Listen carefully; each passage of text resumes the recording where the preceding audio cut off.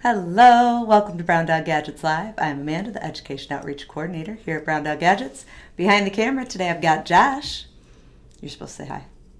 Hi. Oh, it's always such a lame hi, Josh. Hi. Even better. Awesome. Today we are going to be showing off the microbit project that is built. We built a winch. So it's very exciting. But before that, if you have not followed us on our social media platforms, please do so. Hey Josh, where can they find us? Can you put it on screen? I'm there. I just trying to find them all. There you go. There they are. You can find us on Facebook, Instagram, Twitter, X, and YouTube. Also, the guide for the project that you see today, as well as all of our other projects, products, and templates, can be found at browndoggadgets.com. And then if you have any questions while we're streaming, feel free to chat with us. Josh is going to try to pay attention to the chat. We'll see if it works. I can't guarantee that. However, you can always email us later at help@browndoggadgets.com. Awesome. All right, we're going to jump into our project today. So Josh, let's switch to the overhead cam. Awesome. All right, so for the winch here, we actually have our continuous rotation servo. Now, everything that we're going to build in January on Thursdays is going to include a part that we've covered in Microbit University. So we've already covered using our continuous rotation servos. And then we literally just got a bunch of Lego pieces, some regular, some Technic, and put this together. If you don't have the exact pieces, that's okay. I know that we've got, ooh, that's a fancy noise in my ear. Sorry. Down at the bottom here, we've got an axle with an end stop. If you don't have an axle with an end stop, just use any axle and then put a little cap on the end of it, and then it won't go anywhere. But for the most part, the rest of it's pretty self-explanatory. There is a little axle connector. It's called a half bushing. Well, it's like fancy on one side, though. It's got the grippies. It's got teeth on one side. Yeah, I guess. Whatever. It's there. And then we've got this axle connector that connects the part of the servo with this long black axle that comes through. So if you've got a longer one, that works fine. It doesn't have to be perfect. Hey, Amanda, you know the best part about all these Lego and Lego Technic parts? What? In the guide on using a microbit winch, how to make one, yeah, we have links to the actual Lego part that we're using. Mm-hmm. So it gives you the exact number, description, all that fun jazz. So instead of it's this thingy, yeah, it's an exact thingy. Instead of me just saying this thingy. I'm good at that. The middle here is definitely something you don't need the exact version of. So this is what it is. It's like the hubcap to a wheel. Like that's where I found it. It was in a bin of wheels. But the one thing you want to make sure it has, if you don't have this exact size, this exact shape, really any wheel without those little lines across will do. But it does need that axle hole because you want to make sure it can actually grip it. Yeah. So then taking some string and winding it around, I think I did a slip knot on it and then wound it up and lead it through that little hole. And we've got our winch. And now we're going to control it. So the first way we're going to control it is literally just with the push buttons on the microbit. So I'm going to charge this up here. And then when I press A, it goes one way, and B, it goes the opposite. Fancy. It's good stuff right there. Hey, Josh, are we able to look at the code for this? Yes. Wonderful. Yes, we are. And then Josh and I are going to explain it. Yeah. I could definitely explain this code. Look at that. Look at us. That's perfect. All right, so on start, we are turning off the LED matrix on the front. So we're doing LED enable false. And then in the forever loop, we're doing if button A is pressed, then it's going to spin one way with a certain speed. And if it's button B pressed, it's going to spin the other way. If neither of the buttons are pressed, it's going to turn the motor off. So we've got that connecting to pin 13. And we did the blue pins just to give it a little bit more oomph. But yeah, that one is really nice and easy. In case people don't know, on our bit board, the blue pins output 5 volts, whereas the multicolored pins output 3.3 volts. Yeah. Now, both work just fine with this wonderful Lego-compatible servo that we're using. Most small micro servos work just fine at 3.3. However, bumping up to 5 volts give just a little extra, like, pound or so or torque. As one would expect, going from 3 to 5 volts, which lets you pull things a little bit better. I think most of what we pulled with this, we pulled a minifig and other Lego things with it, so it's not nothing too crazy, but 3.3 volts, 5 volts, either way works just fine. Yep. Yeah, there you go. Awesome. So all in the same guide. Hi, Pete. Feel better. All in the same guide are 4 different versions to doing the winch. So actually, can you glance at that real quick for me, Josh? The guide? Yeah. Here is the guide. So this is the Lego Winch Control with microbit. The regular winch is literally just this part and building this. So you do need to go to the guide that actually has the microbit. So if we scroll down, you're going to see one of the very first ones after we get through the build. Nope, not in the document. Oh, my bad. Keep going. Here's all the parts, Amanda. I know. Labeled correctly. I know, because Pete did it. Wow. And then there's the assembly. Well, because Pete does a great job. Here's And then there's the code for just the onboard buttons, button A and B. And then if we go on, let's see it tested out. But then the next one is actually using some of our crazy circuits buttons. So we are connecting some buttons to pin 3 and pin 6 using our maker tape. And then I'm going to slot this one in because now it's going to work using the buttons on my base plate. So same concept, but taking it off of the microbit and kind of into the real world using those crazy circuits parts. All right, Josh, let's check out the code for this one. Code number 2. Like how Pete is sending me messages about things I've already done. Because there's a delay between what he sees. That's all right. Good old Pete.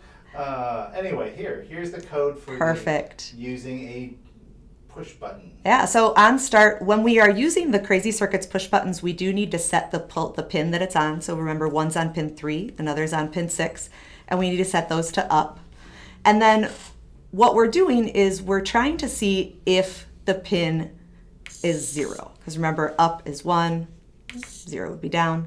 So when it is reading that that pin is at 0, it will spin the correlating direction. And if it's doing neither, it will stop. How'd I do? Was that acceptable? All right. So really very similar, except adding in those crazy circuits pins instead. All right, next one. Then, and this is all in the same guide. So I know in Microbit University, it's usually separate guides. This just kind of like extends the same thing going downward. So the next one is the thumbstick, and technically we have not connected the thumbstick yet in Microbit University, but that's okay. But you know, Amanda, what is a standard analog thumbstick but 2 potentiometers shoved together in a wonderful plastic form factor? Sure. We did update the pictures on this so you could actually see really clearly in the guide what parts of our Crazy Circuits ribbon cables are connecting to which pins of the thumbstick to. So for this one, we are using the VRX or the X axis. So with our thumbstick, you do have options of X or Y. For this one, we are using just the X. So our signal 2 is not going to be connected. So we've got ground is to negative, plus 5 volt is positive, and then VRX is signal 1. Now you'll see in the picture there that we are then going to connect the other end of it to pin 1. All right, and I didn't put my microbit in yet because it was doing some crazy stuff without the thumbstick connected. All right, so then If I go one way, it went a little crazy with the, there we go. My string went crazy earlier. Perfect. So going one direction on my thumbstick, it'll wrap it up, and the opposite. Yeah, just like that. Beautiful. I like it. All right, Josh, let's look at the code, because I don't have more words for that. Getting there. There we go. Awesome. So remember when we said that we were connecting the thumbstick to we were using the x-axis. So in here we see that we are going to set x value to our analog read pin number 1, which is what we connected our thumbstick to. And then if the x value is greater than 462, it will spin one way. If it is, if it's less than 462, it'll spin one way. If it's greater than 562, it'll spin the other way. So that way, when it is in the middle like this, it will just turn off. Did it. We haven't really talked about this much, but we'll get there at some point. So many fun things you can do with a thumbstick. Awesome. And then the last one, all in that same guide, is using the potentiometer. Which, what is a thumbstick but two potentiometers shoved together? Right. It's there you go. Mm-hmm. All right. So then our last microbit here has the code for this, and all the code is in that guide as well. Perfect. All right, let's look at the code, because I haven't actually looked at this, and I have a feeling I know what it does. But I don't want to speak to it too quickly. Okay. So we're using that X value again and reading analog read pin 4, which is what that middle part of our potentiometer is connected to. And remember, with the potentiometer, we also need to connect to ground and our 3.3 volt pin. And then it is mapping that data from the potentiometer. So you can see that if it's in that 0 to 461 range, we're mapping that from 0 to 100 for our speed. So the speed is going to change based on how far I turn. So the closer I am to the middle, the slower it goes. See, I got it winding all up. I went too fast. I wasn't ready for the speed. So this one is going to have the speed change a little bit too, which I think is pretty cool. I don't know how to speak to this better though, Josh. Do you got anything to add? Pete does. He's like, your description wasn't great. That's a negative. Although Pete is sending us messages about 2 minutes in the past. Because, I like it. Just the way live streams work. Yeah.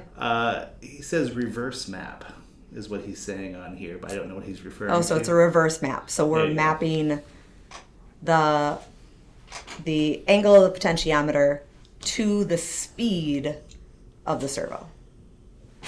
That does sound correct, yes. Yeah. And then if it's in between that 461 and 563, that's when it's in that kind of off state. So it won't move at all when it's in between there.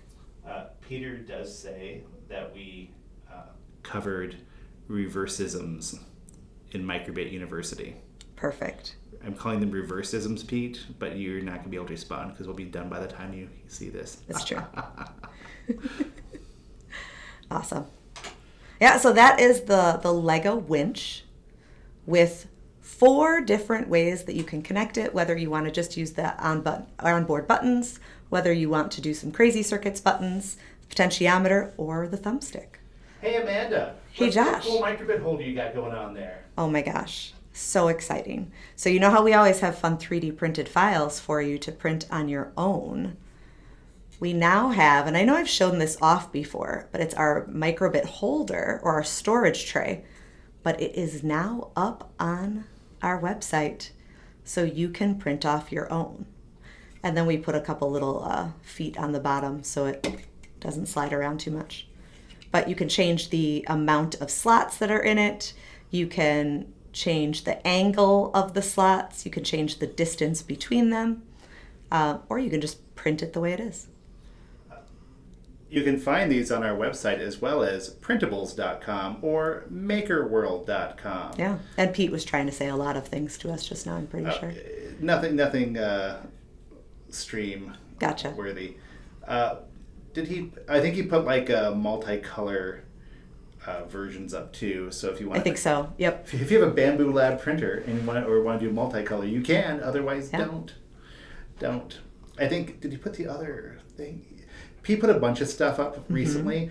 There's that voltmeter holder. Yes, for the voltmeters, we don't quite have in yet. We will eventually. Someday. Eventually.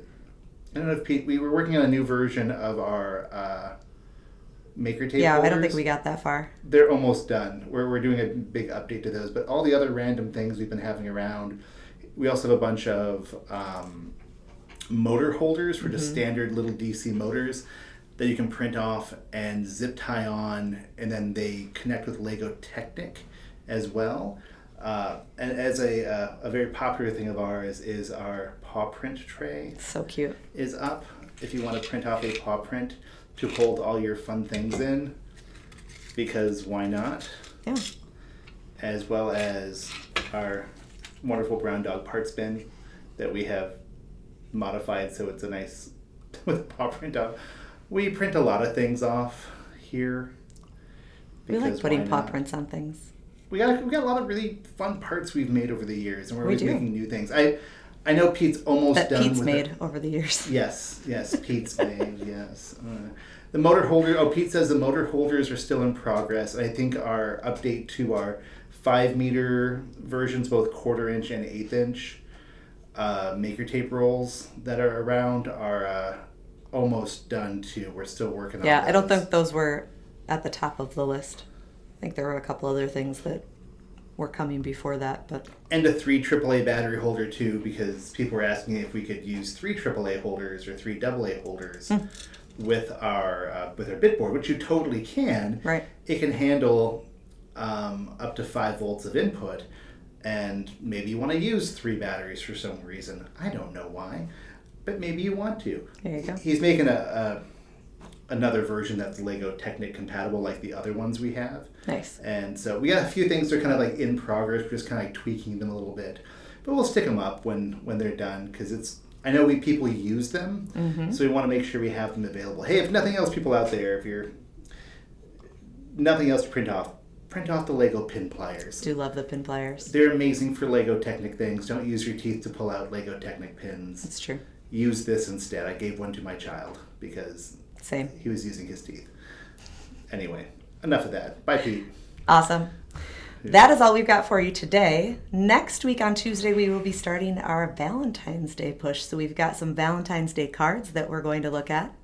Wednesday next week, we are going to take the day off. We've got a special interview in-house, so we're going to not stream that day. And then next week, Thursday, we are going to be doing the clothespin piano with the microbit. So another fun microbit project that you can use and have a good time.